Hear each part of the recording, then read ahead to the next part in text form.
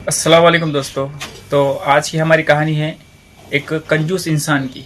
एक कंजूस इंसान होता है तो कंजूसी इंसान को कैसा बना देती है, कंजूसी की वजह से क्या क्या नुकसान होते हैं, आज की इस वीडियो के अंदर आप ज़रूर देखिएगा और कमेंट में ज़रूर बताइएगा कि आपको कहानी कैसी लगी।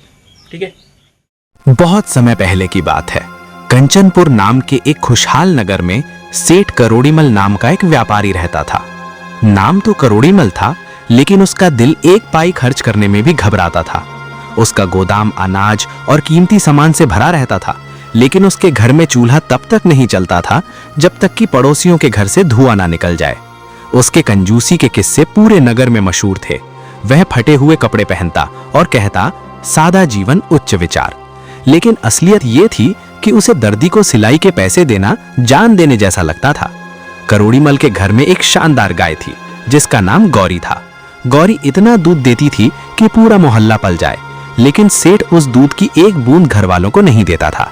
वो सारा दूध बेचकर पैसे अपनी तिजोरी में जमा करता और घर वालों को छाछ में पानी मिलाकर पिलाता। एक बार सेठ के घर उसके साले साहब यानी उसके पत्नी के भाई मेहमान बनकर आए। पत्नी खुश थी कि भाई आया है, तो उसने सेठ से कहा, आज भाई साहब आए हैं, घर में इतनी अच्छी गाय है, आज तो दूध की खीर बननी चाहिए। सेठ का चेहरा उतर गया। उसने तुरंत बहाना बनाया, अरे भाग्यवान, तुम्हें पता नहीं, आज सुबह ही मैंने देखा गौरी ने जो दूध दिया है उसमें अजीब सी महक आ रही है। लगता है उसने कोई जहरीली घास खा ली है। अगर वह दूध साले साहब को पिलाया और वो बीमार पड़ गए तो इससे अच्छा है उन्हें सूखी रोटी और अचार खिला दो। पत्नी बेचारी शर्मिंदा होकर चुप रह गई। मेहमान को सादा खाना खिलाया गया। सेठ मन ही मन खुश था कि उसने खीर के पैसे बचा लिए। लेकिन कुदरत का खेल देखिए, अगली ही सुबह जब सेठ पाड़े में गया तो देखा कि गौरी गाय जमीन पर निढाल पड़ी है। रात को किसी जहरीले बिच्छू ने उसे काट लिया था। जो झूठ उसने मेहमान से बोला था वो सच हो गया। गाय अब दूध देने के लायक नहीं रही थी। कुछ समय बीता। सेठ के घर के बाहर एक प्यासा साधु आया। सेठ के आंगन में एक मीठे पानी का कुआं था। साधु ने कहा, बेटा बहुत दूर से आया हूं, गला सूख रहा है, अपने घर से ठंडा पानी पिला दो। सेठ को लगा कि अगर साधु को पानी पिलाया तो बाल्टी रस्सी घिसेगी।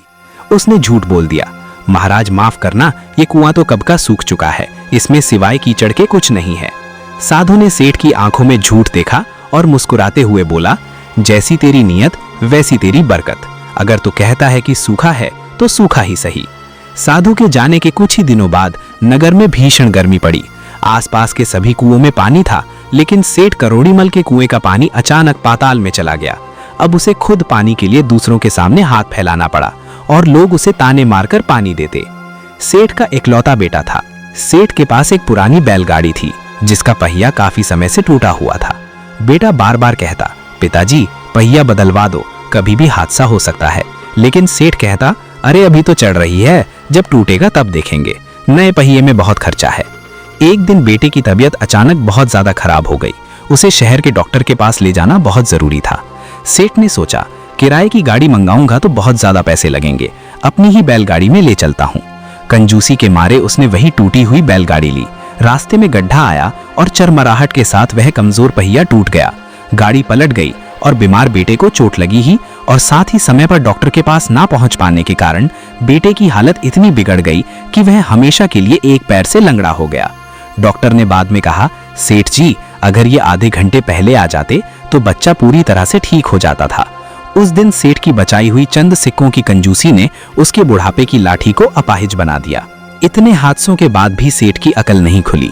उसने अपनी सारी दौलत, सोने के सिक्के और नोट बैंक का व्यवहार में लगाने के बजाय अपने घर के तहखाने में लकड़ी के संदूक में छुपा रखे थे, ताकि किसी को पता ना चले और टैक्स ना भरना पड़े। एक रात पुरानी वायरिंग, जिसे उसने अपने पैसे बचाने के लिए ठीक नहीं करवाया था, शॉर्ट सर्किट हुआ और घर में आग लग गई। आग की लपटें देखकर सेठ जान बचाने के लिए भागा, लेकिन फिर उसे अपनी तिजोरी याद आई। वह आग में कूदा, मेरा पैसा, मेरा पैसा, मेरी जिंदगी। पड़ोसियों ने उसे खींचकर बाहर निकाला, लेकिन तब तक वह बुरी तरह झुलस चुका था और उसकी वो प्यारी तिजोरी वो लकड़ी की थी, इसलिए सबसे पहले वह राख हुई। सालों की जोड़ी हुई दौलत, जिसे उसने अपने परिवार पर भी खर्च नहीं किया था, पल भर में राख बन गई। अब सेठ करोड़ीमल सड़क पर आ चुका था। शरीर जला हुआ, बेटा अपाहिज, घर राख और जेब खाली।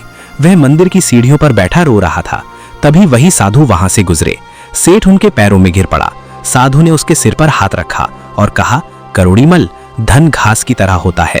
अगर उसे एक जगह जमा करके रखोगे तो उसमें बदबू आने लगेगी और वह सड़ जाएगा, लेकिन अगर उसे खेतों में बिखेरोगे, दान और सही खर्च करोगे तो वह फसल बनकर वापस आएगा।